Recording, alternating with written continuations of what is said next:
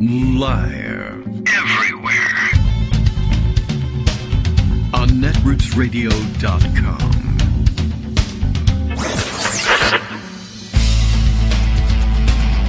David Waldman. Kagro. In the mornings. Now, here's David Waldman. Hey, good morning, everybody. How you doing? What the hell's going on today? It is Monday. We know that much. Monday, May 1st, 2023. Happy May. Happy May Day to those who celebrate. And happy May Day pointing at people and calling them communists if they say it's May Day to those who do that. And then, I hope you trip over a crack in the sidewalk. What are you doing making fun of communists? All right. Anyway, time for another show. It's a crazy morning. Things are, everything, happened on schedule. There's just a lot of extra fretting going on this morning. It is the start of AP exam season for all those who celebrate that, I guess. All the kids have just made their decisions about where they're going to college. And now it's time to take high-pressure exams to find out whether you something, blah, blah, blah. Or anyway, or I guess you can place out of your classes and potentially get more electives and or get extra credits and all the heavy-duty things going on today. But we just sent the high schooler off with the admonition. Don't worry about it. Don't take it too seriously. It's going to be okay, and you'll be able to do what you want to do in college either way. Standardized tests, no fun for anybody, I'm sure. But all right, today's the kickoff of the AP exam season, and they're staggered throughout the next, couple of weeks or whatever. And naturally, the AP chemistry exam, the one we have to worry about, is the first one out of the gate. So anyway, so that's what's going on in the world. If you see a lot of, if you see a lot of nerdy looking kids biting their fingernails, I guess that's probably the reason. All right, well, you could pull over, offer them a manicure, whatever, anything to calm them down for the stress of this high-stakes testing. No one enjoys that. But we do enjoy talking about it because we don't have to take these tests anymore. You and I are past that, and so that's good news. All right, let's see. Other things going on today. It threw me off today, I think. I think it did. Now I'm not even sure. It's so automatic, all of this stuff. And then every once in a while when you're doing these automatic things that you've been doing for years on end, and then you stop and think about it. Did I do that correctly, actually? Is that the right timing? All of a sudden, you doubt everything. The little intro, 1 minute deal that we play before playing the actual, I guess it was what Justice calls the prelude, of a minute or so, just to make sure all the pipes are working correctly and give everybody advance notice. I'm here and I'm ready to go, or the music is going to start playing anyway. I think I jumped early on it and started playing it a minute earlier than usual because I sat down at the computer a minute earlier than usual and, got all shook up. So I just played it twice. I don't know. If you got to hear it, congratulations. If you got to hear it twice, what a bonus for you. And otherwise, things to catch up on things from over the weekend. There was all sorts of garbage going on. Ron DeSantis came back, I understand. We let him back into the country. I don't know if we should have done that. We probably should have. What we should have done is we should have picked him up at the airport and flown him to Martha's Vineyard and dumped him there and said, make your own way home. But, I guess that's illegal or something, and you're not allowed to do that with governors. So we skipped on that one. Let's see, other fun things over the weekend. There's a story or two. Well, I'll probably tell you the whole deal behind it. But also emerging is a story from out of the Senate in which it turns out, you'll be shocked and surprised by this, they didn't do a very good job investigating Brett Kavanaugh, as it turns out. Remember that time when he was being confirmed to the Supreme Court, because he's on the Supreme Court now, and there were these allegations that he had in fact been involved in sexual assaults as a young man, and they managed to slow down the nominations process for what did they do, a week, and say, well, we'll have the FBI look into this sort of thing, but only for a week. And then if we find it, we find it. If we don't, we don't. And as it turns out, there were lots of people who were perfectly willing to tell them exactly what they knew about it, and they decided not to listen to them or ask them any questions, and then turn in the report a week later and say, all clear. It's fine now. And I guess they thought, hey, that'll never come out. Or Chuck Grassley, who was apparently behind the machinations there. I guess he was chairing the Judiciary Committee at the time. He may have thought, oh, I'll be retired or perhaps long dead by the time that they come up with all of this stuff that we buried. And but as it happens, information moves a lot faster these days than it used to back when he was a young man. Could have taken decades for this to come out. But instead, it's out now. And so he says, hey, who cares? I've been elected. Leave me alone. So, all right. Greg Dworkin is here. He's done a roundup of what has happened over the weekend. It's kind of a hobby of his. So let's get right to it. Good morning, Greg. How you doing? Good morning. How are you? A little rattled, but I'm settling. Oh, that's good. That's good. It's Monday morning, so you get to do a lot of things that are in the background. Like, for example, I just spent the last 10 minutes on my microphone boom tightening up all the handheld, hand-tightened wing nuts and maybe I should be doing that. gewgaws and doodads. And they get loose, and all of a sudden the microphone starts swinging in the breeze like you're trying to talk, and you have to catch up with it, and you have to swing with it. Otherwise, you're not in rhythm. I can see that happening, trotting around back and forth. Okay, well, microphone maintenance, important. Right. I'm going to start doing that now. Go ahead. So Skype had an update. And whenever they update, the screens always change, and I have to find the little part where after all the stuff I sent you, and then I go away and I come back to Skype. Yeah. Where is that chat? Where is all the listing of everything that I did? I can't find it. I haven't seen the update, so all right, maybe you get a preview. I'll get it later today. It's Monday. And the title of the Pundit Roundup is The Art of Running for President, which is Ron DeSantis isn't all that good at. Yeah. But I want to spend a little bit of time both talking about the legal stuff and the Proud Boys, among other things. Empty Wheel has a really nice summary of some of the pre-indictments that are sort of waiting out there. But at the same time, I want to take a look at the debt ceiling fiasco and what's going on with that. It's time. Okay.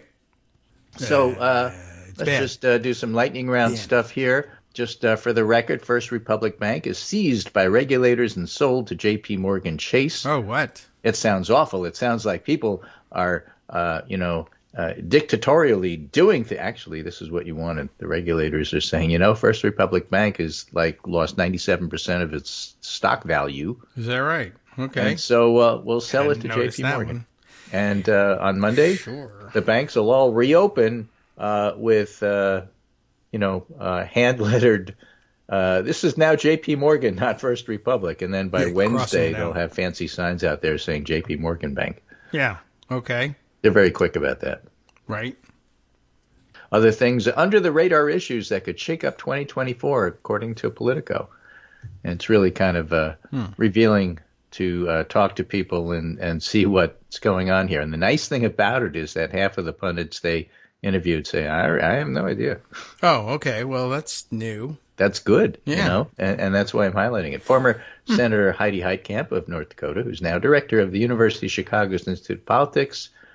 The one issue, education. Education is undervalued. You saw it being a big issue in Virginia, parents' participation, but none of these people want you to ban books, so it's going to be what these conservative state legislators are doing with the help of politicians in Washington. That's the issue. It's not parental involvement. It's going to be banning books.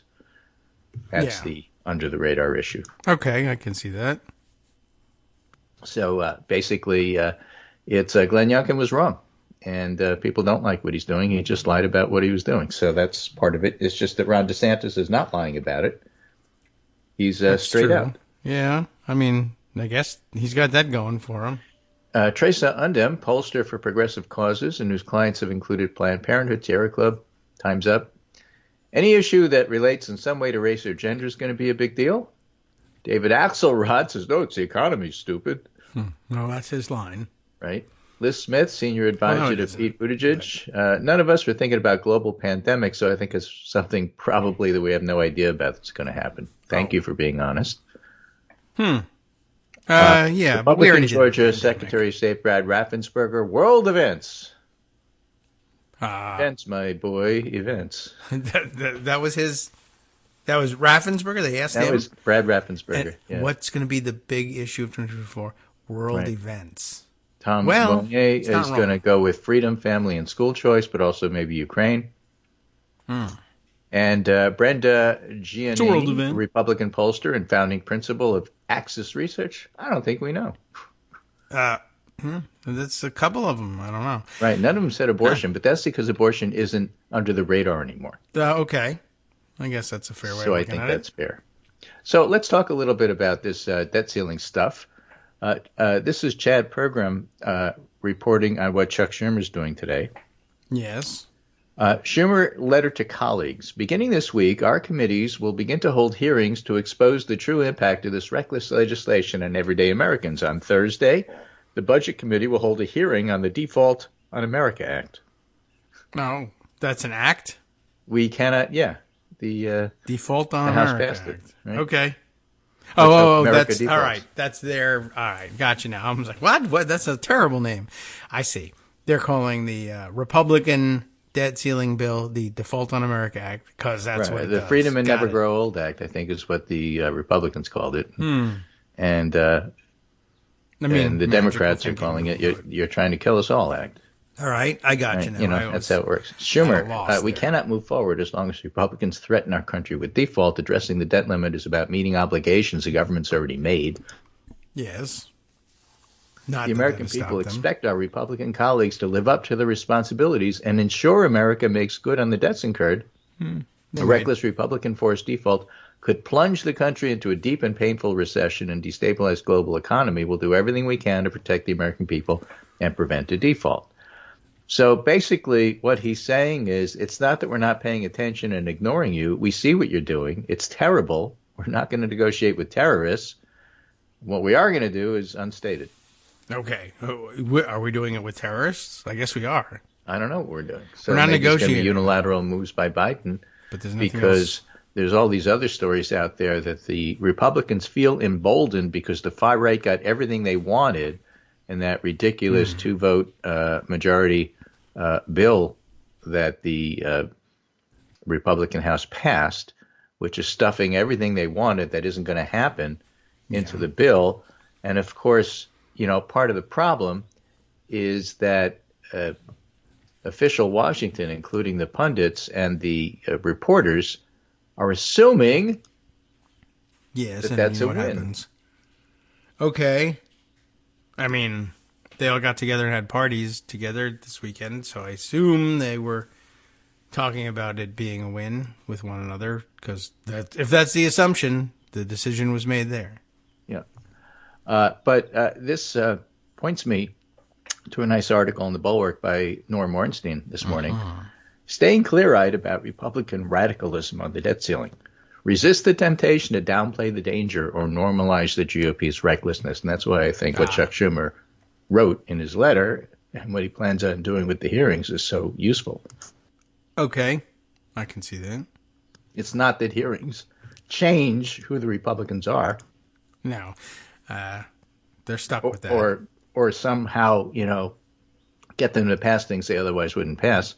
They still have the majority in the House, and so they're going to be obstructive, if not dangerous, on various and sundry things. But what they pass isn't going to pass on the whole because the Senate and the White House. So a lot of what they do is messaging. And if the frontline Republicans in Biden districts want to take that message back to the election, that's cool. Okay. Democrats' job is to make sure that it's highlighted that what the Republicans in these districts tried to do is kill you and your family and destroy the world, and so vote for me. Yeah. And, that's what elections are about. So Norm Ornstein writes, we're nearing a crash into the debt ceiling, the most tangible threat to the full faith and credit of the United States in our lifetimes. Gingrich tried that too. But unless you're paying close attention, you might not know why default is a genuine threat, nor why this crisis is really happening. The problem is that much of the press coverage reflects neither the direness of the situation nor the reality of whose actions are actually threatening default. Most of the stories published in the mainstream media in the last few days have been about Kevin McCarthy's ability to get his plan through the House. Okay. I was complaining about that. That's not a win. Part of a win. A 2-vote majority on a bill that McCarthy had to promise everybody everything in order to get passed is a sign of weakness, not strength. True. The stories before that were largely about why Biden had not met with McCarthy negotiator, when he will hold the meeting. But to treat this as a normal political negotiation or as one where both sides are equally at fault is to distort reality. Take, for example, how the story was covered last Thursday by Politico's Playbook. Politico's Playbook this cycle is absolutely positively sucking up to McCarthy at every opportunity. Let's just be clear-eyed about that, too. All right. A daily newsletter read widely every morning by the political and journalistic establishments, Playbook's reporting on House Republicans' passage of their debt ceiling plan was basically a paean to McCarthy's adroitness in eking out a one-vote victory and speculation about the future of his speakership. There's nothing on what was in the bill, nothing about how radical and cynical it is. More on that in a moment. Or take this New York Times report from Thursday, covering the options now faced by Biden, focusing largely on tactics as if there were a normal and typical negotiation. One where Biden isn't cooperating because he won't meet with McCarthy to do the horse trading necessary to reach a deal. Mm-hmm.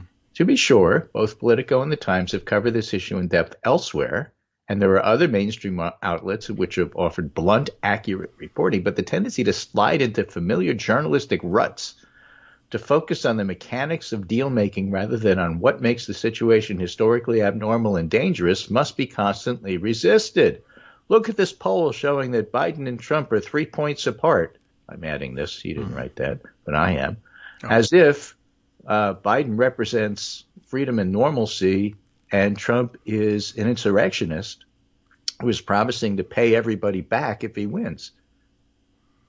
When you highlight that at the end, I don't think it's going to be a 3-point contest. Oh, I see.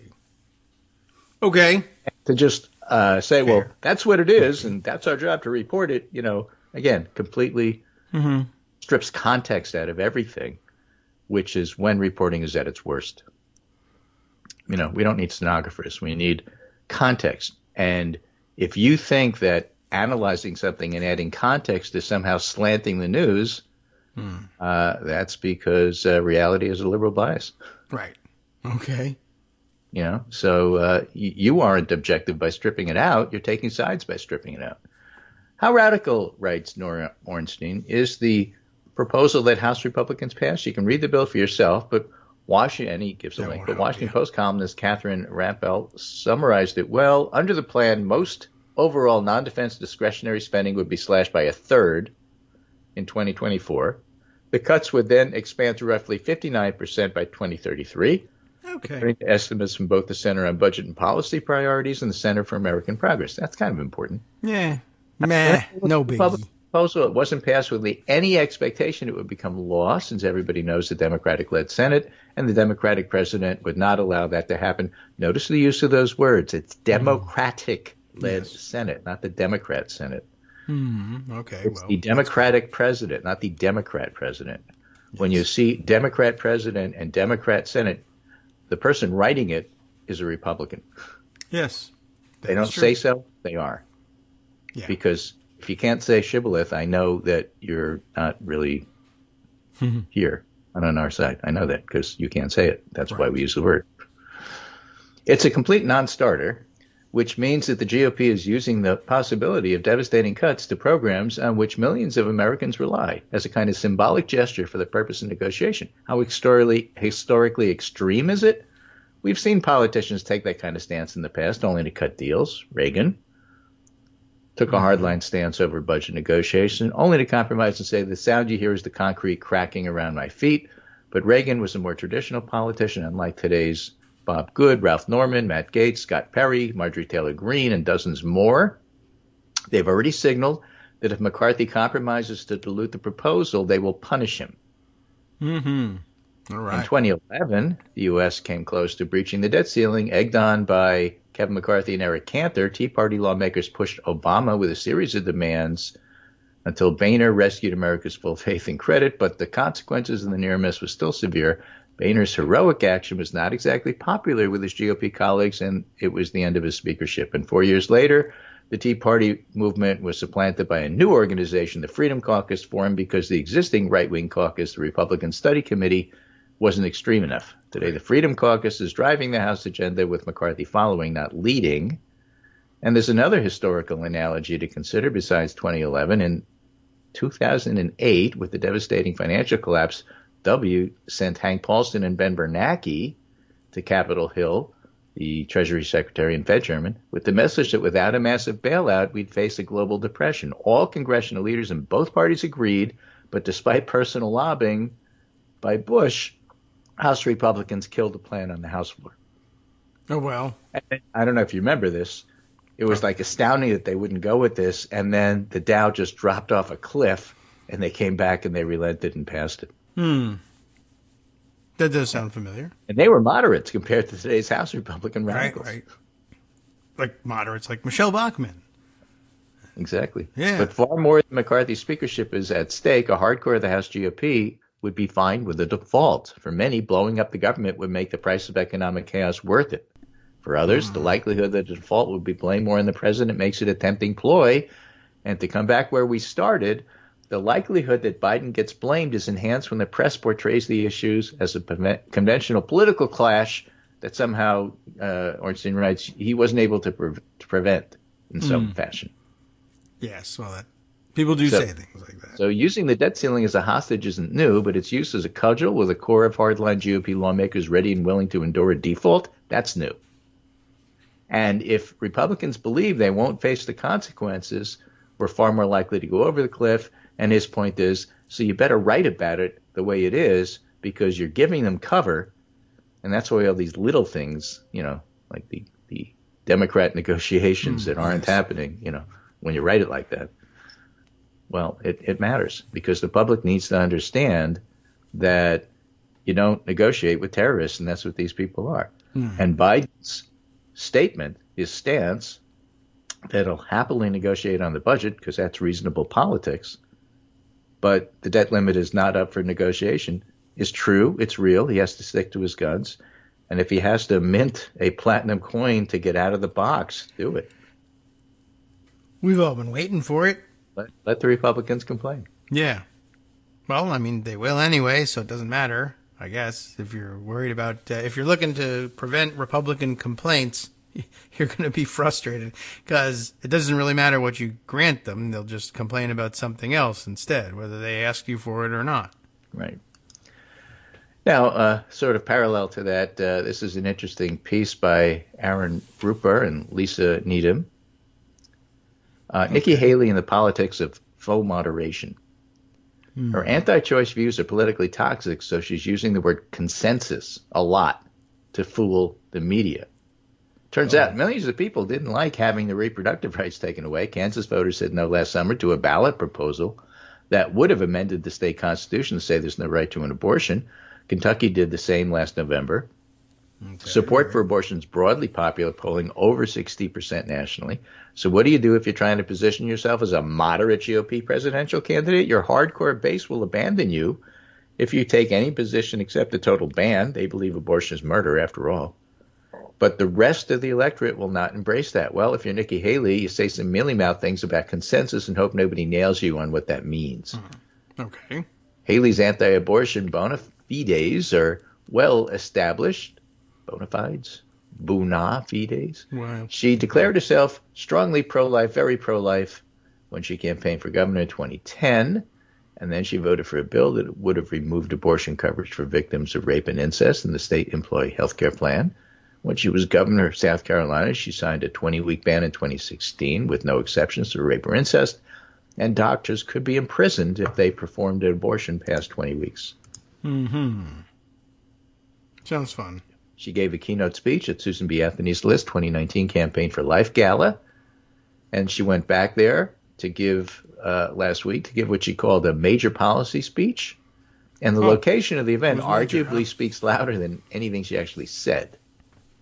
Guess it wasn't that major after all. After Roe was overturned, the head of the group, Marjorie Dannenfelser, immediately said she'd try to ban abortion in every state and every legislature. And when asked if she would like to see it be illegal nationwide, Dannenfelser replied, "Of course I would." Yes. So that's the group she spoke at. Yeah. But that's not what she said. She said there's a federal role on abortion, and no Republican president will have the ability to ban abortion nationwide. Well, that's true, because there's not 60 votes in the Senate for it. But that isn't Haley saying she doesn't support a ban. It's just her saying she thinks it's unlikely one would pass. Okay. You have to make it clear what's going on here. So she's trying to position herself as a moderate, but also give the keynote at the Susan B. Anthony event and try to have it both ways. That's a perfectly tailored issue to try to have it both ways on. Most people we're used to that here. I mean, just south of me is the district where Chris Shays held sway for a long time in the Republican Party. Chris both ways Shays, we used to call him. I mean, there were certain things you could do there with. I think abortion is kind of one that probably doesn't work very well with. But Jim Hines finally beat him, which was a great thing. Yep. So nobody should be fooled by Haley's attempt to have it both ways. Regrettably, the media is falling for Haley's insincere moderation. Opinion columnist Henry Olsen, a conservative at the Washington Post, gushed that Haley gave a nuanced, principled approach to this political and moral conundrum with her vague remarks. The Wall Street Journal called her stance political realism. Reuters wrote she was courting moderates and quoted this bit of fluff: "I believe in conversation, I believe in empathy, I believe in compassion, not anger." Okay, yeah, me too. She gave a speech at Susan B. Anthony, and she has a previous record of banning everything. So let's be totally clear. It's a perfect example of how the press tries to make an extremist look like a moderate. And the thing is, compared to Marjorie Taylor Greene, she is a moderate on that scale. So that's grading on a curve. To say the least. Okay. Well, I mean, the press is used to be interested in doing things like examining the record in office, but I don't know. I guess they forgot about that. That's what Substack is for these days.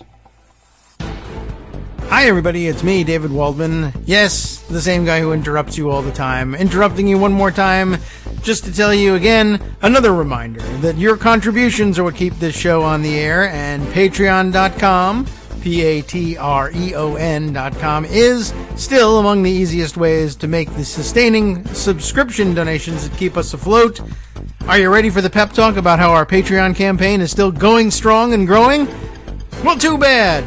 Yeah, the plain fact is we actually are headed in the wrong direction, and whereas we once had about 175 monthly patrons, we're now actually down below 150. Time to recruit some more. Not exactly the kind of news I wanted to share, but there it is. For those of you in a position to support the show, Patreon.com does make it easy to make those secure, recurring monthly contributions to do so. Patreon.com/KagroX gets you straight to our donation page. We've been through a lot together. The worst of the pandemic, we hope. The worst of the insurrection, we hope. So go ahead and treat yourself. You don't need an excuse. Give yourself the gift of a little something you enjoy in life. Support the show. And of course, if you happen to prefer using PayPal or even the Square Cash app, we're up and running on those options too. So thanks again, everyone, for all your support. We couldn't, or at least shouldn't, do it without you. Hope you'll be on board soon too. Thanks for all your support.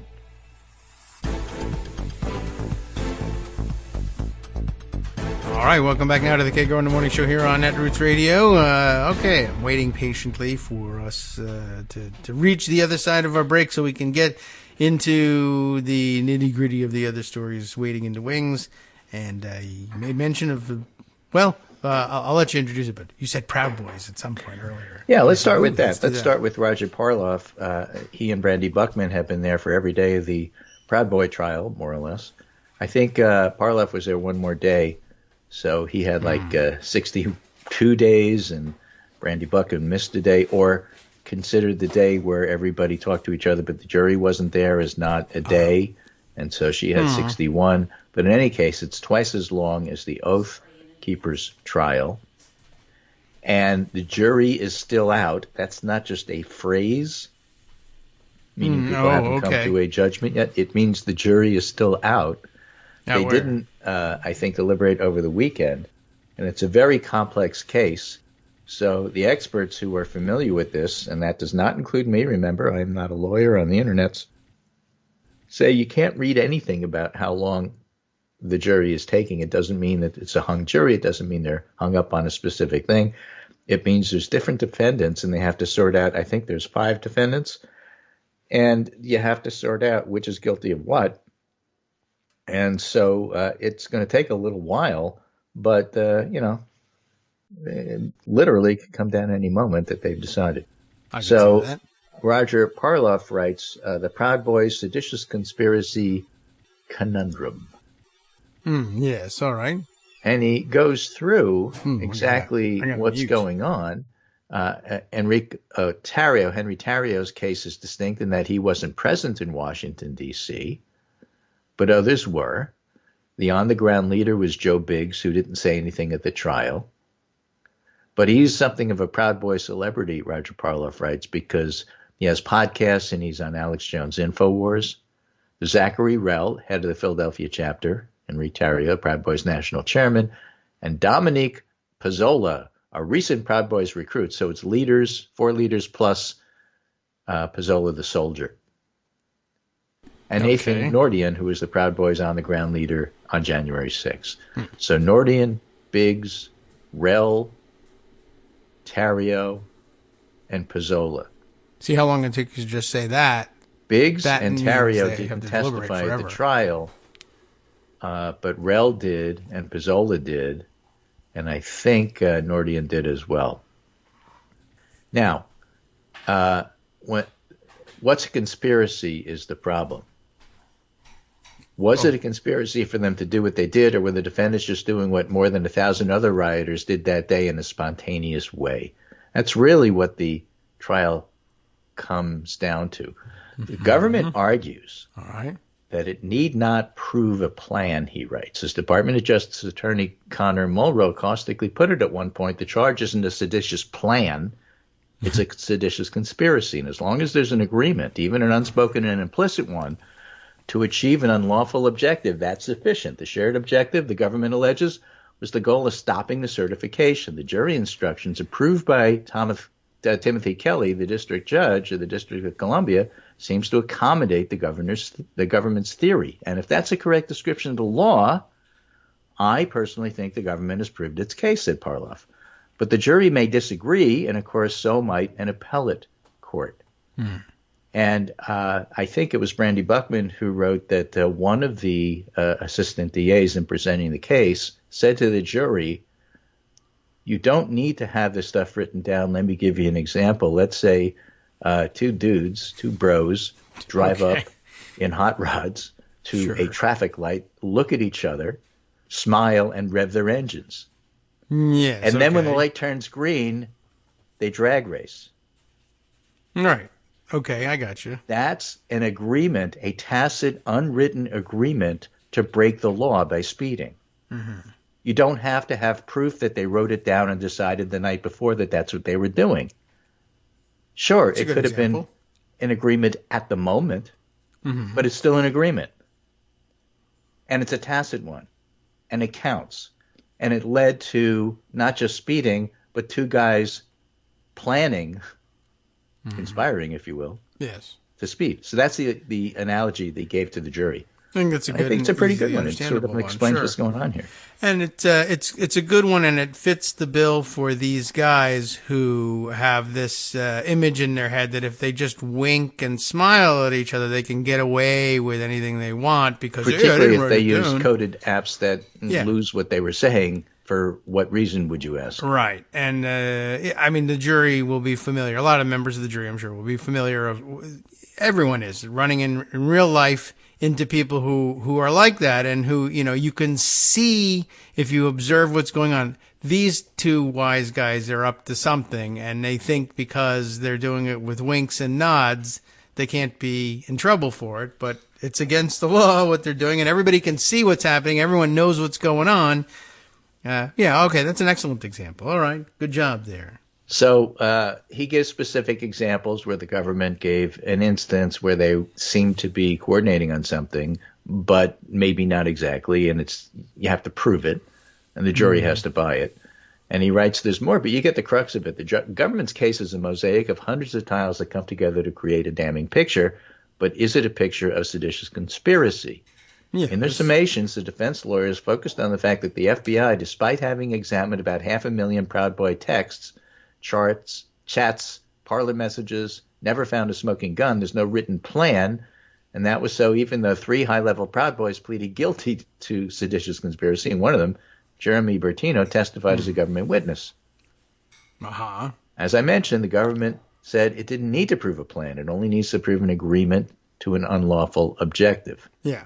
The defendants protested that even that broad definition was unproved. And so it's up to the jury to decide. I don't know. I mean, all I can tell you is that a couple hundred people, well, first a couple thousand people all showed up in Washington, D.C. on January 6th. Not a date that normally you would think people would be assembling in Washington. Second of all, hundreds of them came in January 6th, new Civil War T-shirts. I mean, I didn't put it in a memo, but I wrote it on a T-shirt. Is that sufficient? And then, of course, all the wink, wink, nudge, nudge, will be wild stuff. Yeah, but stepping back, what Parleff says is, these are just his impressions, of course. But it's indicative of perhaps how a jury would view it as well. Mm-hmm. He says, my personal belief is that they were all surprised it worked that well, and that continues to give me pause in terms of them thinking they had a plan. Yes. But given how they instantly responded with a clear plan, including getting in line and, doing the military charge to the front, and how well they worked together to effectuate the rest of what happened after that, I think the government's proven its case. But whether the jury will agree or an appellate court, if there are convictions, is a fair and wide open question. So that's where he leaves it. And I think that's part of the problem that the jury is wrestling with. The other part is free lunch. And, just how far did they go? So I think that's fair. Okay. Now, our friend Marcy Wheeler, Empty Wheel, over at her site, had started to try and write a blog piece. Oh, well. About where the investigations stand in Georgia and with Jack Smith, and then realized as she was writing it that they were so complex.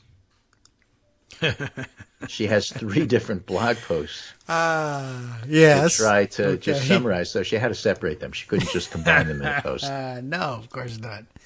And but by the way, if you didn't quite get why the jury deliberations were taking so long just because there were multiple defendants, there's the answer. You tried to sort things out, and then you realize, I need to draw charts. This is going to take a little while longer. Yeah. So let's start with where the Trump investigation stands in Georgia. All right. And she writes, for something else entirely, I started writing what I thought was going to be a short summary. And this post relies on the work of others, following the investigation far more closely, especially Lawfare's Anna Bauer and Stephen Fowler. But the following 2 posts on the stolen documents investigation will build off of this.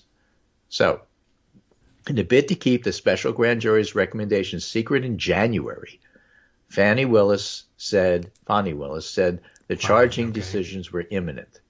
And since then, the regular Fulton County grand juries have been churning out indictments for more ordinary crimes. And according to Andrew Fleischman, there are 18,000 pending felony cases in Fulton County, which is what's occupying the grand jury's attention. And then they end, and then a new grand jury has to be selected. They go on for about 2 months. All right. And that's backlog is delayed charges. But also in March, Fani Willis asked Trump lawyer Christina Bobb for an interview, and Bob refused. And after reading Bob's January 6th committee testimony, transcripts of which were only released after the Fulton special grand jury who was investigating this expired. Remember, special grand juries can't indict. Willis discovered that while Bob claimed to have been uninvolved in the crimes in Georgia, she testified, and this is information that the special grand jury only got after they disbanded. Christina Bob testified that she and at least 24 others over at least 2 rooms sat in on Trump's call to Brad Raffensperger. Wow. And we all thought it was totally fine. Well, at least they reached consensus. So now Fani Willis finds that there were 24 Yeah, that'll complicate things. 24 other people she has to go and interview and try to see if any of them heard it and can discuss it and this, that, and everything else. There's another or reason even why are indictable. That's why it wasn't imminent. Or maybe So she on thought top it of was discovering there imminent were at up the to time. 24 witnesses who might be willing to misrepresent the call at trial, this may have caught Rudy Giuliani in a lie. After it became public, Rudy amended his interrogatories in Ruby Friedman's lawsuit to reflect some involvement in the call as well.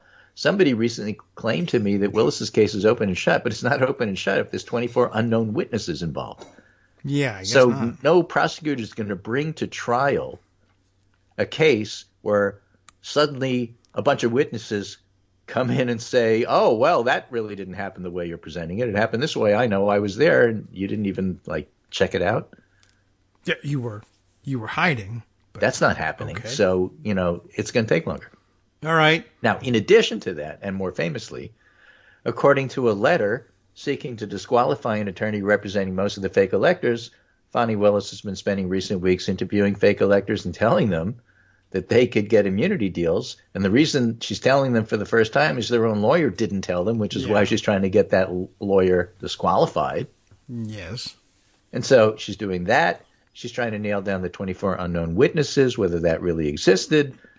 And that's why she says that there's a summer grand jury that goes from July 11 to September 1. And during that grand jury is when she expects stuff to happen that locals need to prepare for increased security accordingly. All right. So that's why Georgia's taking as long as it is. On the one hand, she's got 24 new people to go interview and track down. And they'll all refuse. And And the other, but then granted immunity, they might turn on each other, so you don't know that they will refuse. And then at the same time, she's dealing with both the trying to get an attorney disqualified and the time frames which the grand juries meet in order to do indictments in Fulton County. So that's Georgia. So now I understand why we're not going to see anything till summer. yes. All From right. Georgia. And that doesn't even mention the fact that some of the Georgia stuff may intersect with some of the federal case on January 6th that Jack Smith is leading. And that has to get sorted out too. Okay. Well, I mean, it has to. So you got to give Fani Willis some breathing room there. We're looking for over the summer stuff. All And right. that's going to be the Georgia case in a lot of ways represents the biggest BFD there is. Because, talk about a conspiracy. This is a detailed attempt with documentation Yeah, and 24 witnesses. about what Trump was trying to do. Okay. And then, And I don't know, I'm not a lawyer, to make the are case. you a lawyer? I don't know how deeply you have to prove Trump's mens rea, the mind of the criminal when he was, did it matter that he knew that he lost? Was he really trying to do this knowing it was illegal? I don't know, but a lot more to come on that. The next one, and that was, just one of the 3 summaries. The next one is where the Trump investigation stands on January 6 conspiracies. That one's Jack Smith. That's at federal level. On Thursday, Mike Pence testified to the January 6 grand jury for over 5 hours. Oh. Many commentators have suggested, and I agree, that was one of the last major testimonial steps Jack Smith would need to take before deciding whether and how to charge Trump for inciting a mob to threaten to assassinate his vice president. But there's still a few pieces that Smith's prosecutors seem to be working on, Okay. including Smith's efforts to obtain recordings from Rudy Giuliani and others that former Fox producer Abby Grossberg has in her possession, which they just found out about, which are going to make great evidence at trial. And the most important of these may be continued appellate uncertainty regarding the law that Smith is likely to use to charge Trump and others in conjunction with January 6th, obstruction of the vote certification, 18 U.S.C. 1512, parentheses C, parentheses 2. C2? I wouldn't. Okay. A charge successfully used against dozens of other January 6th defendants already. The D.C. Circuit will have a hearing on that on May 11th. All right. All right. So whether obstruction of the vote certification is going to be appealed to the D.C. Circuit, an appeal of former Virginia cop Thomas Robertson made of his obstruction conviction. Okay. And to understand its import, let me explain how I think the various things Smith is investigating fit together. I think it's likely that in addition to some charges relating to the obstruction of this or the January 6th committee's investigation, Smith's team is pursuing conspiracy to defraud the U.S. for submitting fake electors, obstruction of the vote certification, and conspiracy to obstruct, conspiracy to commit wire fraud, aiding and abetting assault. So obstruction of the vote certification and conspiracy to obstruct. Why do they say it that way? I'm thinking of those guys at the stoplight. Speeding is when one guy did it. Conspiracy to speed is when they look at each other, nod, and then they both floor it at the same time. Okay, I can understand that. I do like that analogy.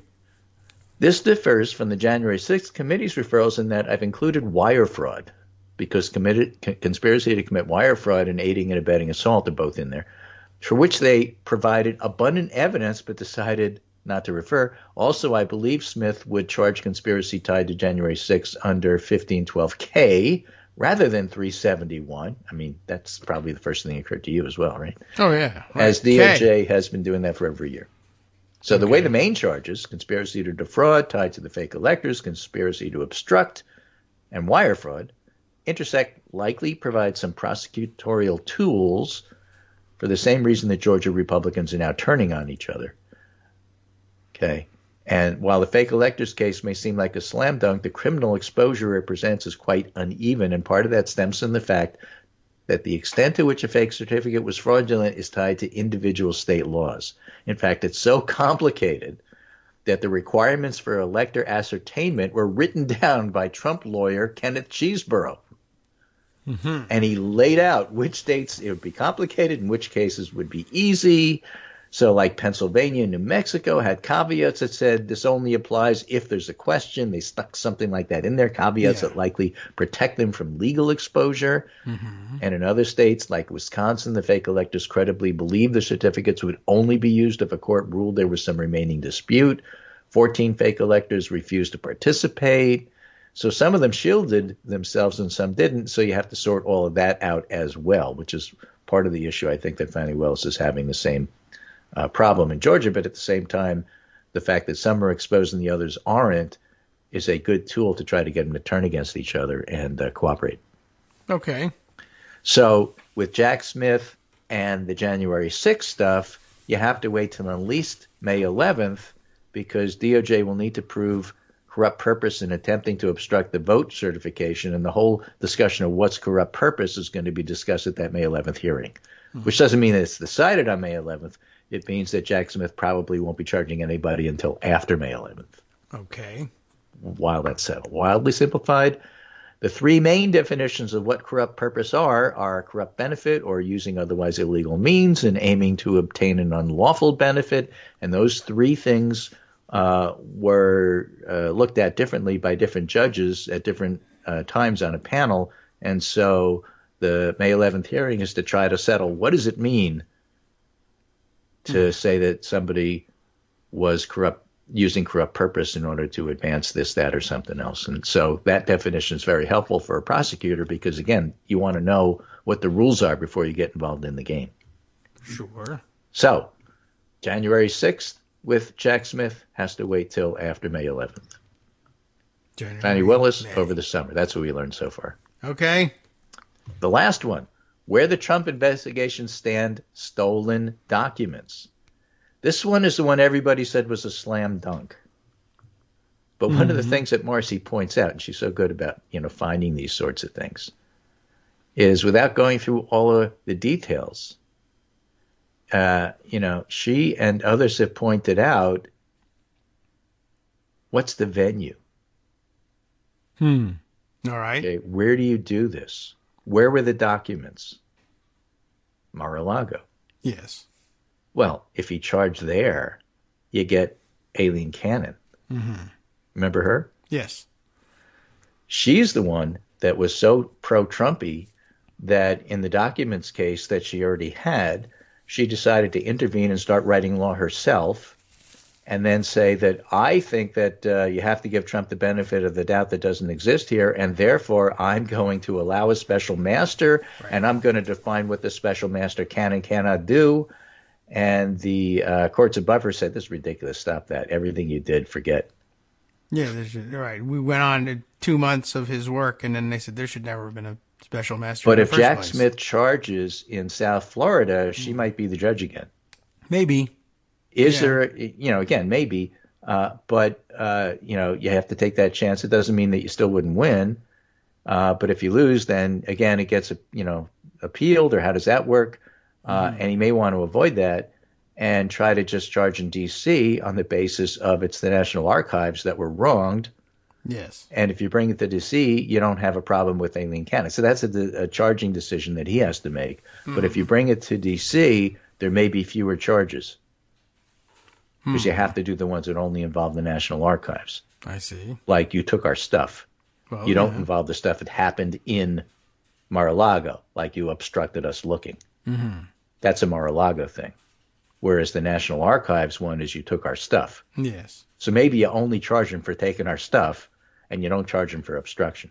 Maybe. In order to avoid having it in South Florida under Aileen Cannon. Those are the kinds of things that Jack Smith has to decide, and that may be why that's being delayed a little bit. Yeah. So Well, in you could all charge him three in of both those places, I think. cases that Marcy lays out, she puts some compelling reasons for how come it didn't happen last week. Okay.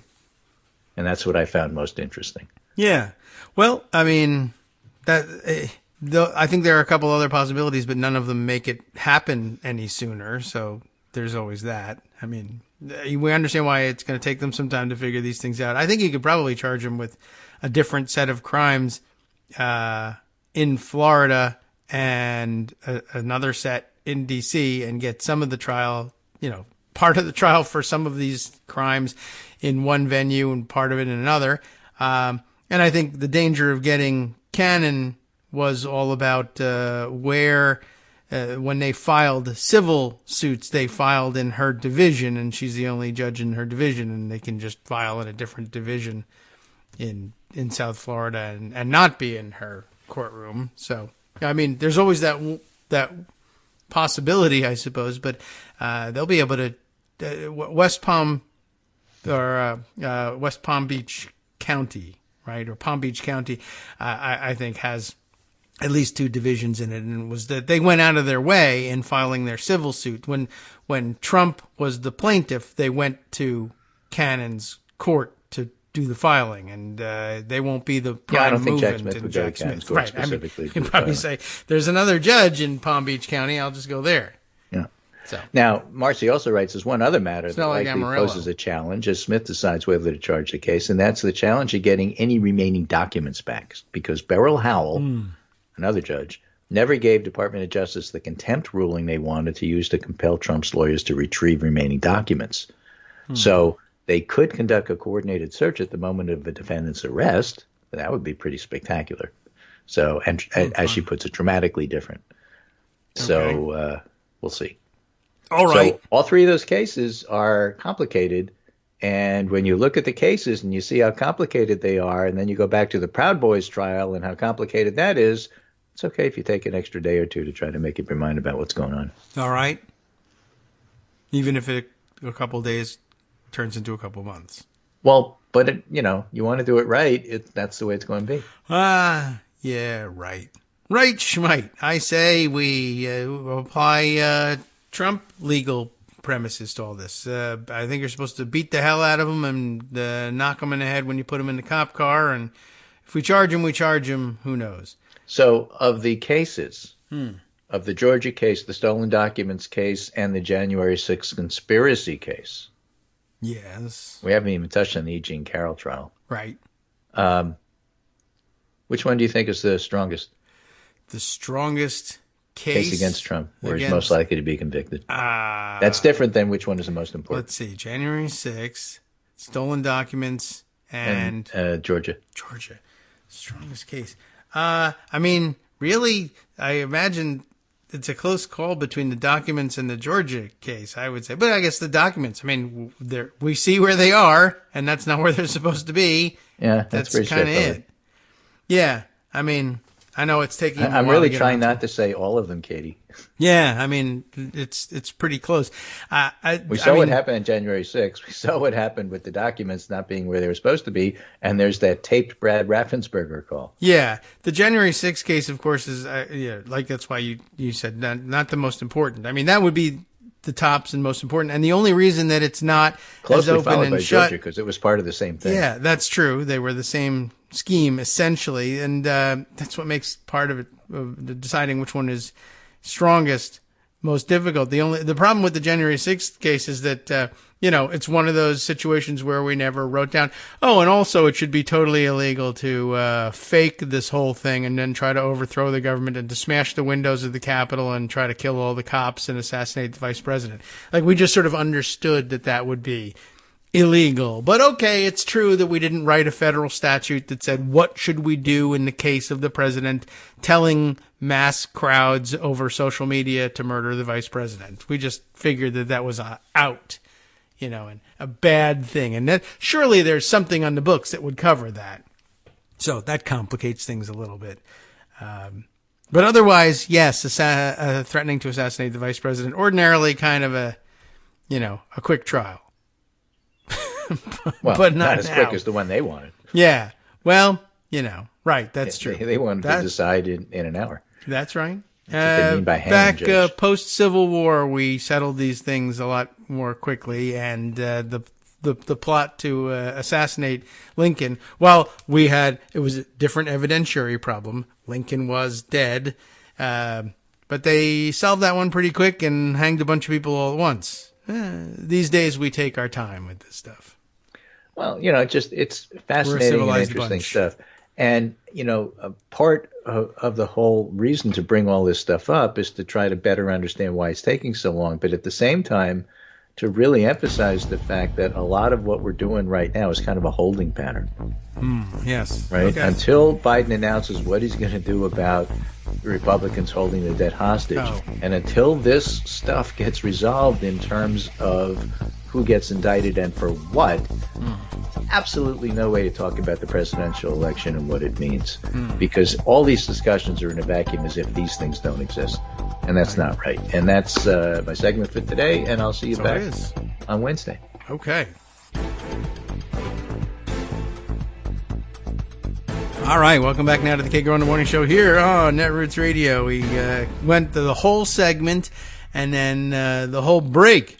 In between the segments, there was just so much to say. And as you mentioned, we didn't get to the E. Jean Carroll civil trial, which I guess we should. We can do that now. And by the way, I'm learning along the way that E. Jean Carroll, I wasn't sure whether this was something like I don't know how she went by, like, casually. Did people call her E. Jean?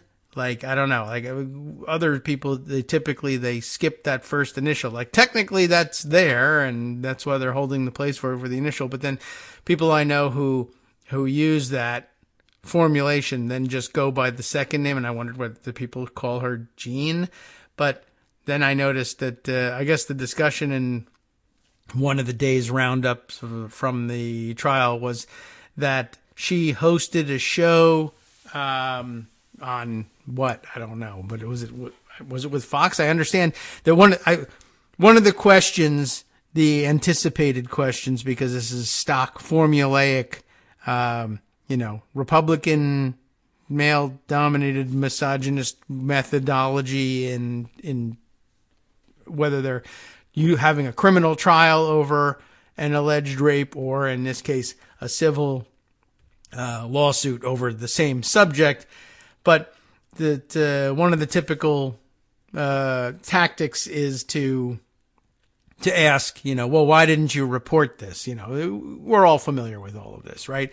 And one of the answers was that she, I guess, was afraid of losing one of her paying gigs, which was a not all that well-known show, but I guess it must have been on Fox because it was revealed that Roger Ailes was her boss at this point, and that she likely would have been fired from her job hosting the Ask E. Jean show. And then, of course, she had a written column by the same title, I guess, and I just found that interesting that, to go by E. Jean. Do people say, hey, E. Jean, how are you today? Or do they say, hey, Jean? I've not figured that out yet. But there's increasing evidence that she actually went by E. Jean, which has nothing to do with anything. Just baffling to me. And, I just wanted to get it right and refer to her correctly and not add additional insult to injury. And I'm not sure I'm doing that. All right. Before we get to that, though, breaking news, I think, because I think it says so here in Greg's feed, or it says new. So we don't know if it's breaking, it's just new. Breaking is even newer than new, I think. I don't know what is there any guidelines in whether you say something's breaking, it's happening now versus new? Well, the new news, all news should be new, really, in my view. Judge gives Fulton County DA Fani Willis, I think we'll go with that pronunciation, that makes more sense, an extra 2 weeks to respond to Donald Trump's motion to essentially shut down any prosecution of post-2020 election interference after a fake elector joined the motion last week. What is, I don't know, posted at 10 a.m. today, so we say that that's new. Judge gives Willis 2 weeks. I love 2 weeks. That's always great. That's the exact amount of time you give everybody when it comes to dealing with Donald Trump. Donald Trump can be asking, when will this be over? When will this has gone on long enough? And you can answer him 2 weeks, very soon, a very short period of time. Anyway, let's see. So Willis gets 2 extra weeks to respond to Trump's motion. The motion, I guess, is to essentially shut down any prosecution of post-2020 election interference after a fake elector joined the motion last week. Join what motion? Join Trump's motion to shut down the prosecution? Is that a motion with any grounds? It's a good motion. Like, if you're being prosecuted, do you want to shut down this prosecution? Yeah. Do you so move? Certainly. I absolutely so move. Well, overruled. But you're welcome to try. Well, let's see. Combined responses now due by May 15th. I guess that explains the extended timetable as well, but it doesn't get us to the July 11th date. Other information gives us that. Well, what is this? This is a tweet regarding this. Oh, here's the order. Well, it won't say much more than that. The order will tell us, that's right, what the reporter just told you happened. But it'll give us the name of the movements. Anyway, let's see. On April 28th, Kathleen Latham, one of the, quote, alternate electors, advanced by Georgia's Republican Party in the aftermath of the 2020 general election in Georgia, filed a motion joining former President Trump's motion, seeking to quash the final report of the special purpose grand jury in this matter. Yeah, I don't think that's going anywhere. Both motions also seek the disqualification of the Fulton County District Attorney's Office from any further investigation into or prosecution of any alleged interference in the 2020 general election, so that all arguments can be considered together. The District Attorney's Office's deadline for filing a combined response is extended to May 15th, ordered today. I don't know what the original date was, but I guess they're basically saying that now that there is another movement joining Trump's motion, which would ordinarily be considered pretty baseless, and this other movement will likely not add any real substance to it. They just don't want to be investigated. But now that Willis will have to answer that movement's objections as well, all they're saying is you can have 2 extra weeks to make sure that you're answering all of the stupid assertions being made by one Kathleen Latham as well. So, all right, I don't think that that's terribly important news. Also, in routine, nice try sort of news, the new news from the Caroll trial is that Trump's lawyer in that one, Joe Tacopina, has moved for a mistrial on multiple grounds. It's just a thing that you do as a defense attorney from time to time when things aren't going well. I move for a mistrial. Or as Lionel Hutz said it in The Simpsons, I move for a bad court thingy. Whatever it was. Okay. Well, let's see. I summarize on the front pages of this letter. There's a letter. Oh, and here's Greg's note. That won't happen either. By the way, quash and scofflaw are two of my favorite words, Greg adds. Quash is a good one, and it is what it sounds like. I just don't know why they, I don't know. Why, what differentiates it from squash? Nothing, really. I don't know why they get rid of the S. They needed the S to turn it into a Silk Row, right? Isn't that what we were talking about during the break? Okay. Let's see. We have also this tweet on the subject. Who are we reading here? Law of Ruby. Who is Law of Ruby? It's Lisa Rubin. I believe we read her tweets. Somebody was using them, pointing to them and referring to things. I think wasn't it, had Patrick sent us this thing? I'll find it. Patrick Snyder, I think. Yeah, that's right. Remember when he sent us the note that said this is a satisfying explanatory thread? It was in that case a thread about why the delay to July for the Georgia DA, Fani Willis. And that was Lisa Rubin as well. But this time, Lisa Rubin is talking about the E. Jean Caroll situation, saying the Caroll trial, day 5, letting us know that she's on site for that one. Good morning, friends. Back in court for the expected remainder of Jean Caroll's testimony. But first, Judge Lou Kaplan might address the defense's 5:01 a.m. mistrial motion. And as Tacopina entered, a small group of protesters yelled, "Shame on you." So, okay, well, that's nice. I'm sure, I don't know whether he was expecting that or not, but seems reasonable. So 5 o'clock in the morning, making a move for mistrial, But like I said, it's a standard thing, and it's one, I would put that in the list of rules for attorneys, defense or otherwise, that you sometimes hear apocryphally is, if you have the law, right, pound the law. If you don't have the law, there's a whole series of them, right? But pound the table kind of thing. If you're running out of options, you can always move for a mistrial. I mean, from their perspective, the worst that can happen is the judge says, no. So, but it takes a couple of days to do that. You get a couple of days worth of headlines of moving for a mistrial. And then, you go out and you have a couple press conferences and say, this is a total travesty of justice, which is a thing you say when you're moving for a mistrial. What's your basis for calling for a mistrial? Well, we would like to miss this trial. We would like this trial to go away. And, that's basically it, right? So, okay. Yes, and Greg is noting quite correctly here, the Proud Boys trial had a mistrial request nearly every day. Well, there you have like 19 different lawyers for 1,000 different defendants, and everybody can take turns moving for a mistrial. And then you can move for a mistrial based on the fact that you didn't grant that guy's mistrial motion, which you really should have, but you didn't, and that somehow tainted the jury in another way, and it really doesn't. But just like most of Trump's endless appeals, the repeated motions for mistrial are, pretty much the same thing, but in a more tightly contained atmosphere. It happens inside the courtroom, and the judges are mostly empowered to move very quickly to say, no, I don't think so. Okay, so let's see.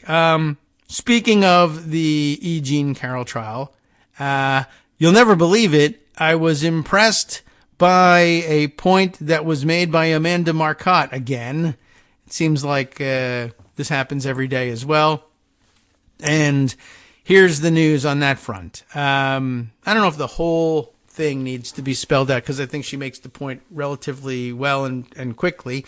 But as always in Salon magazine, Donald Trump's defense attorney, that's Joe Tacopina, in this trial may have accidentally revealed the motive. And I think most of us have probably caught on to this, and particularly people who have spent more time than most probably contemplating the role of toxic masculinity and everything, the plague of rape in our society and around the world. Amanda certainly qualifies in that respect. And so I don't think this is going to catch anybody by surprise, but it is something that we tend to slide past and doesn't get discussed a great deal in the public discourse about it. But, well, let's just get right to it, because she does too. The common wisdom in the post-Me Too era is that bullying an alleged rape victim, which is what happened the other day, last week, in standard practice again, in rape trials, criminal or otherwise, that bullying an alleged rape victim is a bad look. So many legal experts were surprised when Donald Trump's defense attorney, Joe Tacopina, tore into E. Jean Caroll on the witness stand on Thursday during a defamation and rape civil trial of the former reality TV host turned fascist coup leader. You know who we're talking about, the orange guy. There wasn't a misogynist rape myth that Tacopina left untouched.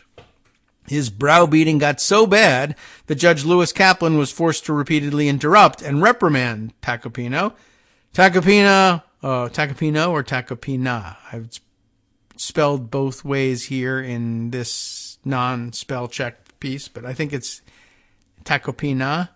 All right. Well, Tacopina was derisive, derogatory, and dismissive. Former federal prosecutor Mitchell Epner wrote in the Daily Beast, not exactly the impression Team Trump wanted the jury to be left with on the way home. Defense attorney Robert Katzberg wrote at Slate. I don't know that that's actually true. I mean, it's not it would be wise not to leave them with that impression, and Katzberg is correct there, but I don't know that it's not what Team Trump wanted the jury to be left with after all.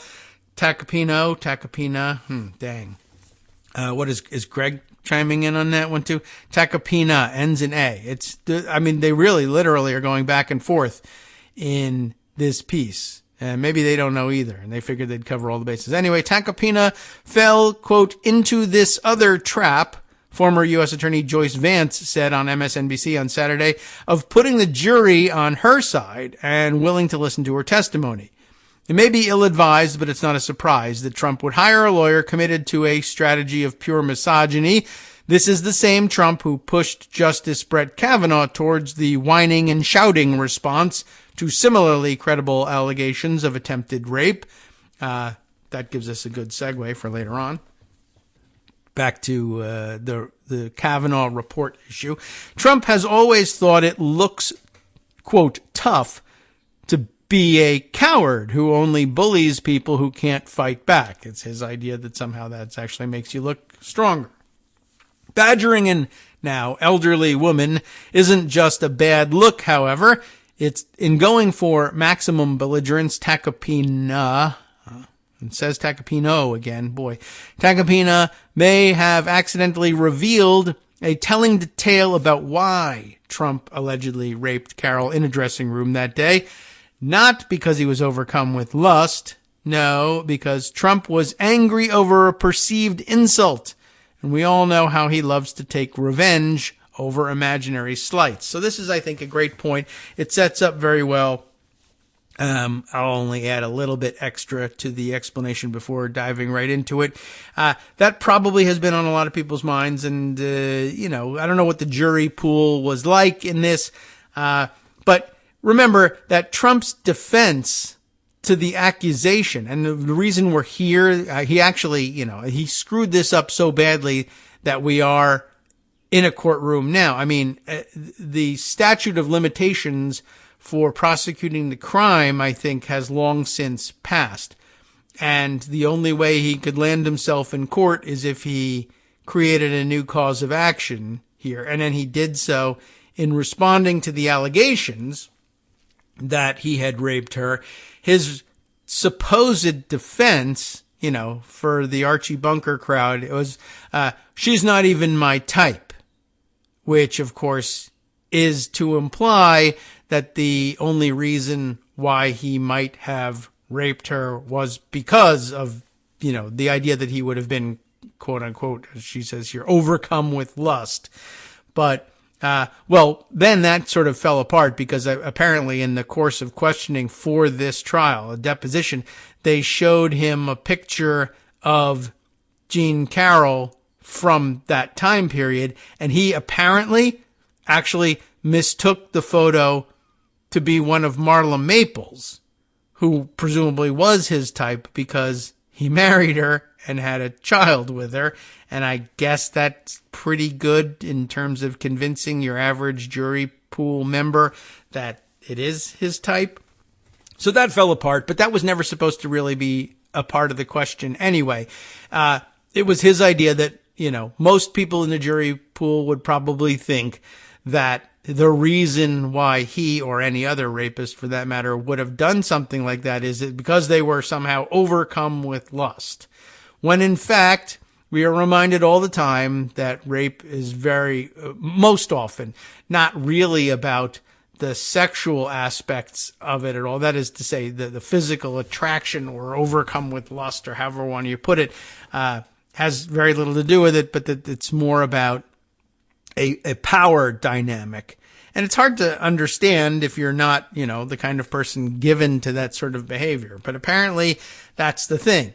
And that, but it's difficult to explain to people because they, the rape is a sexual crime and a sexual act in the minds of most because of what it involves.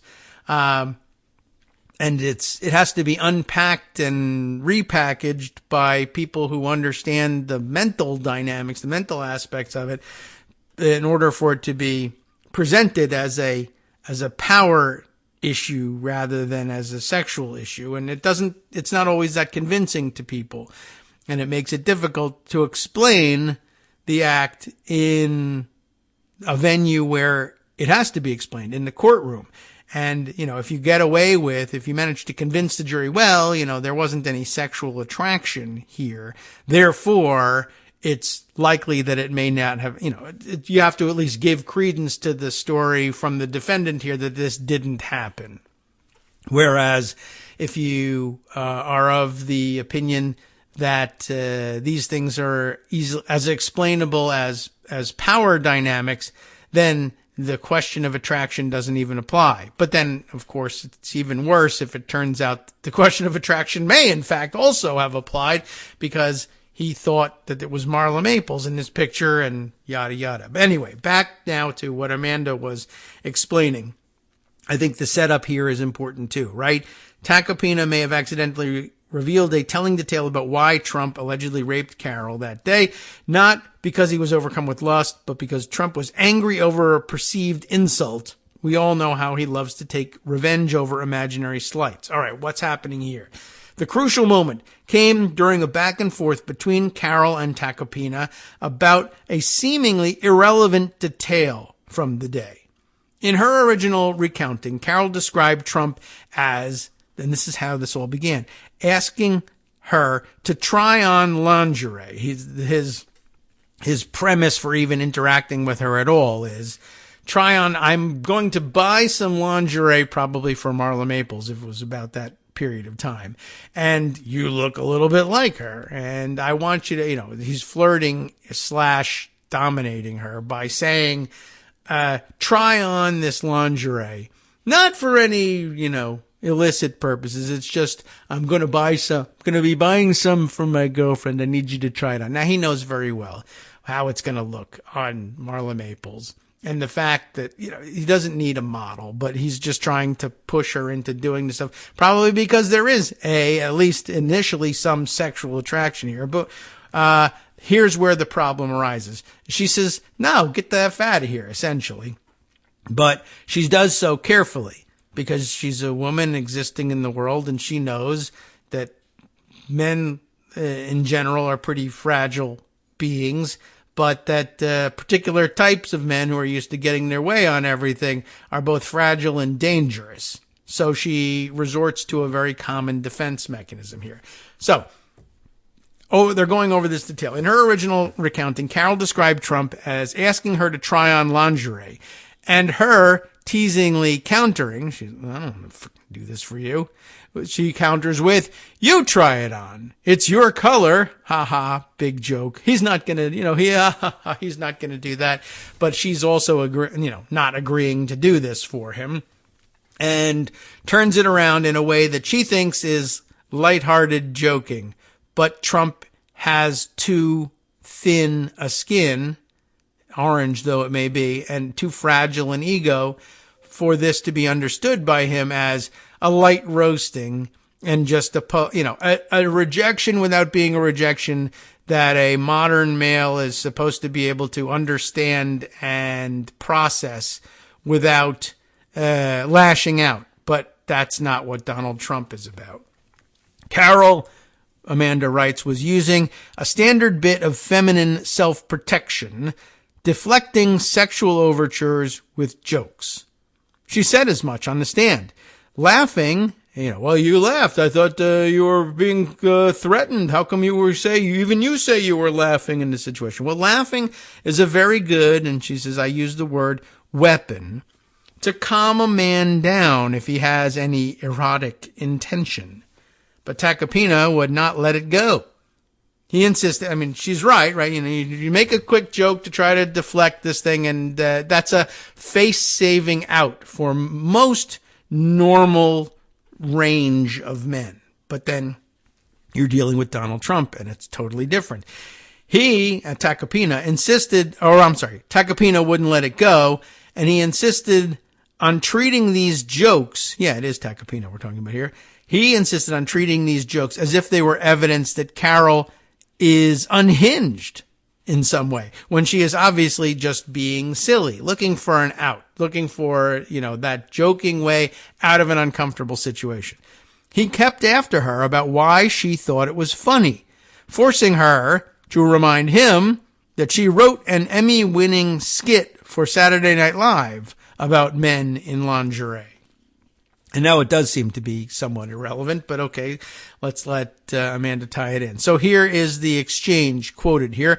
Question from Tacopina. You wrote a scene for Saturday Night Live about a man putting on lingerie over a suit? Answer. About a man getting dressed in the bathroom and he was wearing his underwear. Over his suit? No, it was just a man in his bathroom falling in love with himself in front of the mirror. And he goes on, to you, that's a similar scene as Donald Trump in the middle of Bergdorf Goodman with his suit on, trying on a piece of women's lingerie? Oh, okay. And she answers, well, that's how my mind works. That's how comedy is born. You take two opposite things, you put them together, and it makes a new scene. That's where comedy comes from. I don't know if I have such an explanation, but okay. Did that ever air on Saturday Night Live? He asks. Yes. When was that? 1987. William Shatner played the role. It doesn't even sound like Tacopina was prepared with his facts on that one. But okay. As I was reading this baffling exchange, and it is kind of baffling, Amanda says, I couldn't help but start picturing how Trump, who we all know has a tissue-thin ego, would react to having a pretty, witty woman tease him with jokes about putting on a teddy. There's no question about it. He would have felt emasculated. He would have been furious.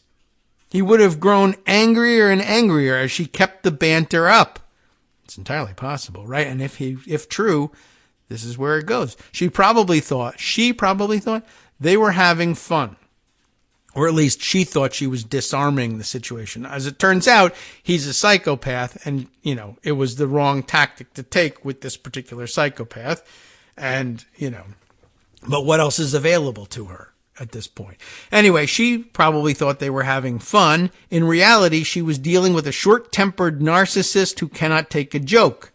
Tacopina inadvertently answered questions that Caroll herself has said haunt her.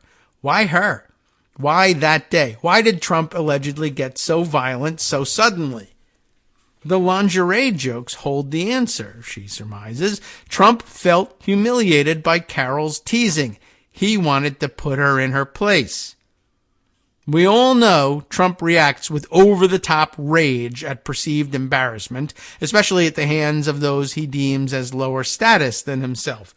Think of how furious he was when President Barack Obama made fun of Trump's racist conspiracy theories at the White House Correspondents' Dinner in 2011. And we're back on that, too. That's another good segue for after the break, since that happened over the weekend. But remember, the cameras captured Trump, who had been so proud of himself for getting invited, and then glowering with barely contained fury. Legend has it that it's one major reason Trump decided to run, as an act of literal revenge. Former White House aide Cassidy Hutchinson, remember her? During her testimony during the January 6th committee hearings, shared similar stories of Trump blowing up over perceived inferiors talking back to him. He lunged at the neck of a Secret Service agent who refused to take him to the Capitol riot. He threw ketchup at the wall when Attorney General Bill Barr rejected his claims that the election was stolen. Trump went on to prove her picture of his ugly temper by raging like a madman on Truth Social after her testimony. And everyone remembers this, yes? Hi, everybody. It's me, David. Let's change things up from the old fundraising pitch for just a minute and talk instead about how you can be a part of our show. If you've got a smartphone or any other electronic recording device, why not sit down and record a segment for us? Read us an important article and give us your take. Read one of your own original essays, or even just give us your commentary on something you'd like to share that's important to you. Then send the file to me at kagrox@gmail.com, and I'll try and work it into the show. Short segments, a few minutes in length, are easiest to fit in. And of course, I can't always guarantee that I'll be able to play everything, but if you've ever shouted at your radio or TV about something you wish was being covered, here's your chance to change that. Make the show your own. Send your submissions to me at kagrox@gmail.com.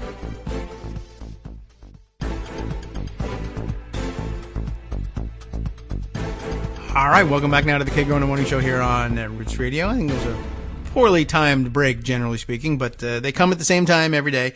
I just never take account for it. But we were in the middle of reading Amanda Marcotte's Salon magazine explanation for, I think a fairly good theory for what was going on, what made Trump allegedly do this, attack E. Jean Caroll in the middle of a department store. It doesn't seem to make sense in Trump's telling of it. Well, one, of course, because he says she's not my type, when in fact she was, but that actually has nothing to do with it, that it doesn't have anything to do with type.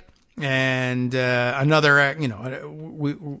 a good explanation of the theory that rape ought not necessarily to be understood, certainly not always, maybe not even most times, in terms of sexual attraction, and that it's a very different kind of, a very different kind of act, and it has very little to do with attraction and sexual attraction and encounter in the same way that normal people would have such an encounter. It's an abnormal act to begin with, and especially in this sort of situation, in the middle of the day like this. But that this might have been triggered by her hoping to disarm or defuse a situation in which Trump was making, I guess, still not quite normal, but more normal sexual advances in the hopes, perhaps, of developing some kind of relationship, short-term though it may have been, with her, and then not getting anywhere, but then becoming angered by A, not getting anywhere, and B, finding himself belittled and ridiculed in some way by this interaction. She thought that it was the sort of joke that would convey a softer kind of rejection, but also do so by, lowering the stakes here, essentially. Everybody's just joking. Everybody can still say, we were all just kidding. Let's just go our separate ways, and everybody saves face here. But unfortunately, to Trump, with his fragile ego, this didn't work. What might have worked on a normal human being became perceived as one of the enraging slights that characterized his entire adult life, and maybe all of his childhood as well. I don't really know that much about childhood so much, but that's why we were introduced to Cassidy Hutchinson's testimony about how he physically raged when he felt like an inferior was getting in his way and or embarrassing him. The Secret Service agent who said, we know we're not going to the Capitol, he lunges at and physically attacks. Bill Barr tells him the election wasn't stolen, you're an idiot. He throws the food and ketchup at the wall. So here, indeed, his inability to stop his own public tantrums, as he did after Cassidy Hutchinson's testimony, revealing this problem, this issue for him, he raged like a madman on Truth Social after her testimony, right? Indeed, his ability to stop his own public tantrums are why he's getting sued by Caroll. She sued for defamation after similar rage-fueled public insults from Trump. So, here we are. Note that the other reported story of Trump moving past groping to full-blown rape was also rooted not in lust, but in anger. During her acrimonious divorce from Trump, Ivana Trump testified in a deposition that he raped her in a fit of rage, blaming her for his bad plastic surgery. Does it hurt? She recalls he said afterwards, taunting her. She withdrew the allegation later, but Trump's biographer points out that her alimony payments were likely in danger if she did not recant. So, not too much stock you can put in the recanting of that testimony. Researchers who interview convicted rapists have repeatedly shown that men who commit rape tend to have more hostile views of women. That should probably surprise no one. Rapists also tend to have rigid ideas about gender roles, making them especially sensitive to perceived slights against their masculinity. In other words, which is what we were getting around to all along, rape is less about sex than it is about power and control. It's a weapon that bad men use to dominate women. Trump, of course, he is a bad man, but also fits this model of toxic masculinity, believing women are inferior and putting a lot of stock into maintaining his image as a manly man. It would be the least surprising thing in the world, given everything we know about him, that he reacted to harmless teasing by exploding into a violent rage. And rape is, unfortunately, a common way that angry men lash out at women. It's likely that the emasculating nature of the lingerie joke is why Tacopina kept going after Caroll for it, even though her explanation for why she said those things is understandable to the point of banality. As I wrote last week, Tacopina can't defend Trump's honor, as he has none. So instead, he has to try to persuade the jury not to care about Caroll. Likely, Tacopina's hoping at least a few male jurors also find lingerie jokes threatening enough to decide they hate Caroll enough to deny her justice. Sadly, this kind of victim-blaming strategy has worked plenty in the past, so strategically it makes sense, even if it's morally bankrupt, to go this route. And you see, she's explaining here, you're right, if you just find that there are some men on the jury to whom you can describe E. Jean Caroll as, well, she, look, I'm not going to say she was asking for it, but she's a cold, emasculating bitch. Look what she said about this. She knew what that would do to him, and she kept going and going. And now that's Tacopina's tack here. It might not have been an error on his part to land on this subject. He might have intentionally landed on this subject to try to play on play on whatever possibility there is that any of the men on the jury would understand that she was being, that she was being, that's it, right? They would say, being a real bitch here, right? She just wouldn't stop trying to insult his manhood. And so he had to prove it to her. And it was, that might not be the best response naturally, but she was provoking a response. She knew what kind of, that might even be the argument. She knew what kind of person he was. She knew that he was exactly the kind of psychopath who would resolve the issue this way. And yet she kept going. Well, no. I don't think that's an assumption you can make about anybody. And being that it's a civil trial, I don't know what the rules are exactly in New York, but I don't think, unless she convinces a majority of the jury the other way to believe this strange, weird myth, but pervasive one, it won't make any difference. But maybe it's it's the only bet they can make at this point. Hope that not only can they sway the men on the jury, but that they can that the men on the jury can be overbearing enough in their argument about it, or adamant enough that they won't go along with a finding of liability, that the rest of the jurors give up just to get out of there and get home eventually. But anyway, as she continues on here, this strategy is risky for this reason as well.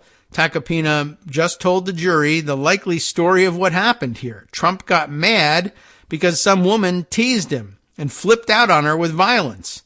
Since Trump's almost as famous for his hair-trigger temper as he is for his lying, it's pretty easy to picture it. If the plaintiff's attorneys circle back to that aspect in closing, Tacopina's questions could be used to make the case that Trump's bruised ego led him to take revenge with rape, and that is a tremendous opportunity there. And I guess we should be on the lookout for that possibility as the trial draws to a close. The defendant's own attorneys made the case. We all know what kind of person he is. This is an unusual case in the sense that, one, this is a person who is famous enough for us to know that there are other credible allegations of rape against him, that at least one of these allegations of rape against him involves the motivation being a bruised ego and lashing out to establish a power dynamic. And we also very rarely have defendants who are also previously on tape saying that it's actually not a big deal to violate the personal space and, in fact, the bodily integrity of women because, when you're a star, they let you do that. So, very few defendants are in that position where there's already a pile of evidence that they're the kind of person that lashes out, that they're the kind of person who lashes out with aggressive sexual assault as the result, and that even when not feeling particularly insulted, they don't recognize any boundaries or any barriers between anybody else's body and what they want to do with it. So, it doesn't set up all that well, and I thought it was a good point and might end up being predictive of how closing argument goes. And why not know that ahead of time, right? Okay, so let's say I mentioned that there were a couple of other segue topics that we could go into. One of them was Brett Kavanaugh, and I've seen a couple of write-ups about this issue of late in the American press, but screw them. Let's go to The Guardian because, I don't know, it's available, and finally it came to my attention in a way that made me decide to save this story versus all the other ones.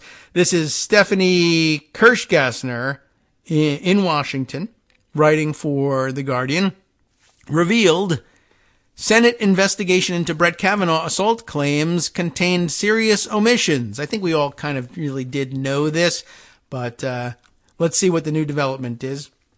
This story written on Friday. The 2018 investigation into then Supreme Court nominee, claimed that there was, quote, no evidence behind claims of sexual assault. Well, the past couple of days, it turns out that there have been some serious omissions, and here's what we got. In 2018, Senate investigation had found that there was, quote, no evidence to substantiate any of the claims of sexual assault against the U.S. Supreme Court Justice Brett Kavanaugh contained serious omissions, according to new information obtained by The Guardian.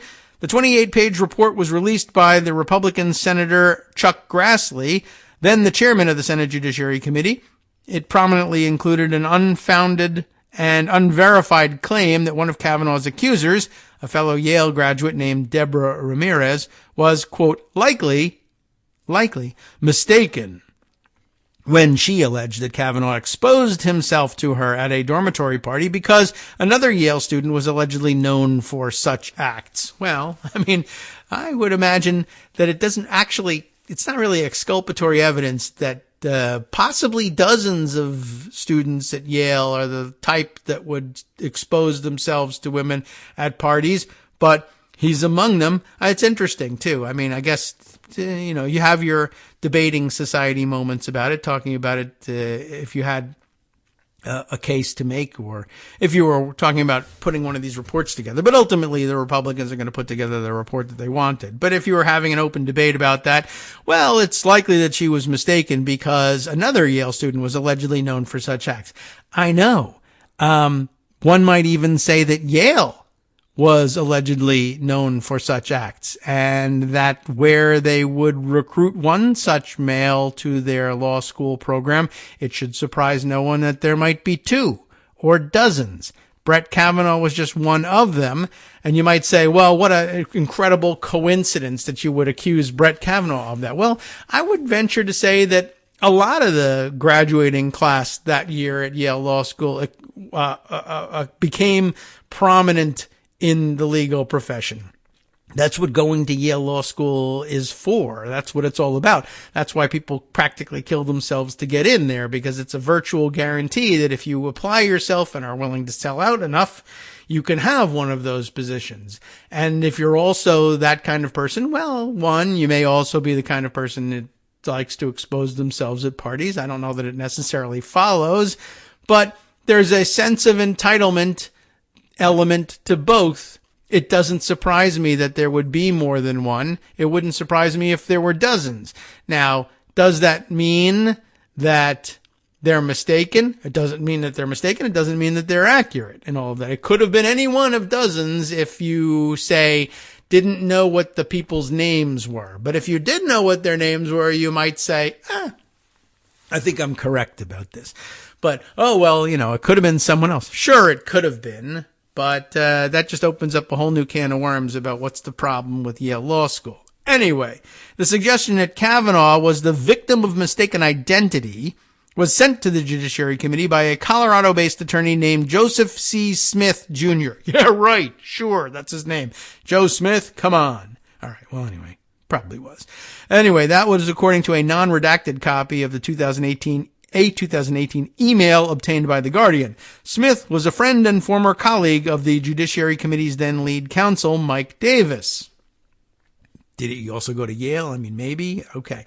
Smith was also a member of the Federalist Society, which strongly supported Kavanaugh's Supreme Court nomination and appears to have a professional relationship with the Federalist Society's co-founder, Leonard Leo, you all know that name, whom he thanked in the acknowledgments of his book, Under God, George Washington and the Question of Church and State, which I gather he probably got entirely wrong. Anyway, Smith wrote to Davis in the September 29, 2018 email that he was in a class behind Kavanaugh and Ramirez, who graduated in the class of 1987, and believed Ramirez was likely mistaken in identifying Kavanaugh. Why? Don't know. Instead, Smith said it was a fellow classmate named Jack Maxey. That also sounds fake, who was a member of Kavanaugh's fraternity, who allegedly had a, quote, reputation for exposing himself and had once done so at a party. To back his claim, Smith also attached a photograph of Maxey exposing himself in his fraternity's 1988 yearbook picture. Was them as undergrads, or was it at Yale Law School that this happened? I guess, you wouldn't ordinarily think about, it wouldn't ordinarily be discussion of fraternity activity at law school per se, but I guess if you did he go to Yale undergrad and then Yale law school as well? Maybe maintain your relationship with the fraternity at that point. I don't know. Anyway, so there you go. That's not the most solid evidence, by the way. There are lots of people who expose themselves. It's not unique to Jack Maxey, to be sure. Anyway, so the allegation that Ramirez was likely mistaken was included in the Senate committee's final report, even though Maxey, who was described but not named, was not attending Yale at the time of the alleged incident. That's a bit of a stretch, and maybe that's what got omitted. That probably would have helped. In an interview with The Guardian, Maxey confirmed that he was still a senior in high school at the time of the alleged incident. Wow. It's not that he had, graduated and moved on and had been on campus at some point. He wasn't even there. And he said he had never been contacted by any of the Republican staffers who were conducting the investigation. I was not at Yale, he said. I was a senior in high school at the time. I was not in New Haven. He added, these people can say what they want, and there are no consequences ever. He's got a serious case there. He should be suing for defamation. The revelation raises new questions about apparent efforts to downplay and discredit accusations of sexual misconduct by Kavanaugh and exclude evidence that supported an alleged victim's claims. A new documentary, an early version of which premiered at Sundance in January, but is being updated before its release, contains a never-before-heard recording of another Yale graduate. This is the important and part of the new stuff. Max Stier. A lot of Maxes and Jaxes and Maxies and all sorts of things. Max Stier describing in this recording a separate alleged incident in which he said he witnessed Kavanaugh expose himself at a party at Yale. Which is kind of exactly the behavior that you're talking about and looking for. Are you sure it was him? He says yes. It has previously been reported that Stier wanted to tell the FBI, anonymously, during the confirmation process that he had allegedly witnessed Kavanaugh's friends push the future judge. Oh my, it's morning here and it's breakfast, but ready for this one? Okay, trigger warning for all. He had allegedly witnessed Kavanaugh's friends push the future judge's penis into the hand of a female classmate at a party, which is just, there's so much going on in this one, and it's really bad enough if the then future judge does this himself, but the fact that the friends did it, I don't even know what to make of this one. Like, you know what? It might be a funny thing to you at the moment to see that happen. Okay, bad. Don't, that shouldn't happen. But okay, kids, weird things, etc. And then you're like, you know what? I'll push that in there. I can't even say it as I'm thinking about it. Anyway, just like, you know what? Bad enough that he's exposing himself, bad enough that now he's making physical contact, makes it 10 times worse. The idea that, you know what belongs in this scene? My hands. No, they don't. They really don't. For 15 different reasons. And man, guys, you have a golden opportunity to get this fantastic education here. I understand blowing off steam, et cetera, et cetera. I went out and went to parties and drink and have a good time, et cetera, et cetera. But then it's like, well, the thing that made me different besides my not being at Yale was my pants always closed the whole time. Always. Didn't matter. And if anybody had suggested, you know what, you should take part, why don't you expose yourself? No, I'm not gonna. And had anybody else said, oh, I'm gonna expose myself, I would have said, honestly, at that point, I probably would have said, you are not. Are you kidding me? No, you're not. And that would have had the effect of encouraging them to do that. And that's bad. But suppose it had happened. And then suppose a friend of mine had said, you know what? You should take what's going on here. Get your hands involved. And why don't you transfer and you put it in her hand? No. I'm not having anything to do with that. And had there been no one else around, and had they suggested not assaulting anyone else, just the idea, you know what, you should grab that and get involved. No, I shouldn't. That's absolutely wrong. No doubt about it. Yeah, but we'll have another drink. Not gonna do it. You know what? Honestly, it's just not happening. So, no. But then again, you know, I'm not smart enough to be a Supreme Court justice. So you never know what goes on in that kind of mind, right? I mean, it's like chess, world-class chess champions. They just think different, I guess. Anyway, not really. And, that doesn't explain anything. And it certainly doesn't explain excluding all this from the report. So this new documentary says that's what this guy saw. Now, it had been previously reported that Steyer wanted to tell this to the FBI.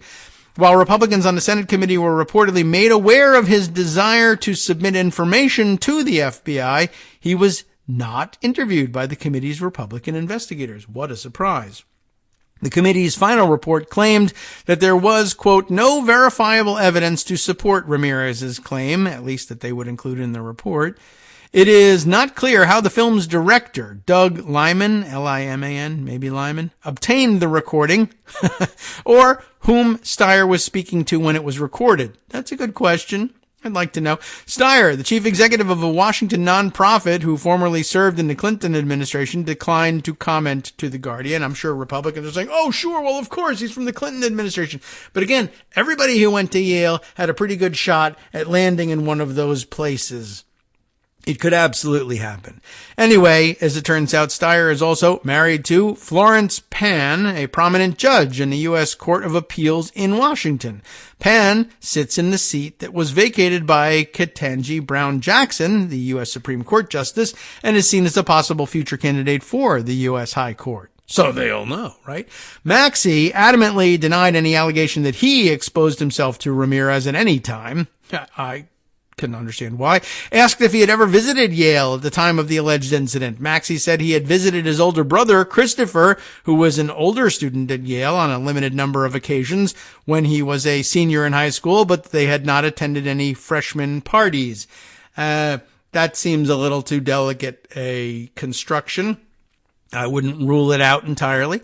Maxey, a Republican activist, now I definitely won't rule it out, had gained prominence in conservative circles for his role in sharing a portable hard drive of data, are you kidding me, from Hunter Biden's laptop with members of the media. Now I know he did it, including the Washington Post. When he was reached by The Guardian, Maxey said he was in Europe and claimed he had, quote, just, unquote, given the hard drive. Just like as not in just as in only, but most recently, I have just given the hard drive to who? To Viktor Orban's government in Hungary. Wow, I was going to give the guy the benefit of the doubt, but then I was kind of like, wow, that's a really delicately put denial. Well, I wasn't even a student at that point. I was still in high school. Like, I was ready to dismiss it at that point and then say, well, did you happen to, although there was that hint, well, I wasn't in New Haven at the time, but I thought that's, belt and suspenders. I didn't even visit New Haven. Well, you did, as it turns out. And wow, what a line of question. Did you ever visit Yale, though, as a senior in high school? Yeah, I did do that. Oh, really?